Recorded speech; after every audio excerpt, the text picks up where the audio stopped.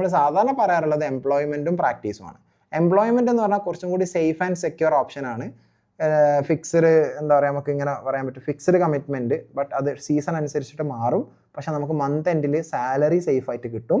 നമ്മൾ സാധാരണ വർക്ക് ചെയ്യുന്നത് ഒന്നുകിൽ കമ്പനീസ് അല്ലെങ്കിൽ കോർപ്പറേറ്റ് എന്ന് പറയും. പലരും മൾട്ടിനാഷണൽ കമ്പനീസിൽ വർക്ക് ചെയ്യുന്നുണ്ട്. എൻ്റെ തന്നെ ഫ്രണ്ട്സിൽ മെജോറിറ്റിയും MNCസിൽ വർക്ക് ചെയ്യുന്നവരാണ്, എസ്പെഷ്യലി ഇൻ ദ UAE അല്ലെങ്കിൽ GCC. അതുപോലെ നമുക്ക് കൺസൾട്ടിങ് ഫേംസിൽ വർക്ക് ചെയ്യാൻ പറ്റും, എംപ്ലോയ്മെൻ്റ് ആയിട്ട് തന്നെ ചെയ്യാൻ പറ്റും.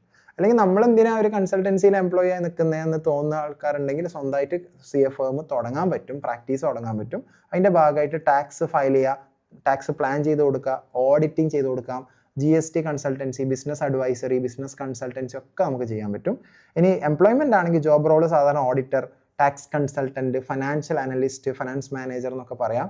എൻ്റെ വൈഫ് ഒരു CA ആണ്. She is working in employment as A financial analyst. Almost 3 years ആയിട്ട് CA ആയിട്ട് അല്ലെങ്കിൽ ഫൈനാൻഷ്യൽ അനലിസ്റ്റ് ആയിട്ട് വർക്ക് ചെയ്യുന്നുണ്ട്. ഞാനാണെങ്കിലോ 7 years ആയിട്ട് ഒരു ടീച്ചറാണ്. 6 years ആയിട്ട് പ്രാക്ടീസിങ് ആയിട്ടുള്ള ചാർട്ടേഡ് അക്കൗണ്ടൻ്റ് ആണ്. പിന്നെ അല്ലറ ചില്ലറ ബിസിനസ്സിൻ്റെ ഒക്കെ ഭാഗമാണ്. So it all depends. അതൊക്കെ ഫ്ലെക്സിബിളായിട്ട് നമുക്ക് ചെയ്യാൻ പറ്റുന്നൊരു കാര്യമാണ്.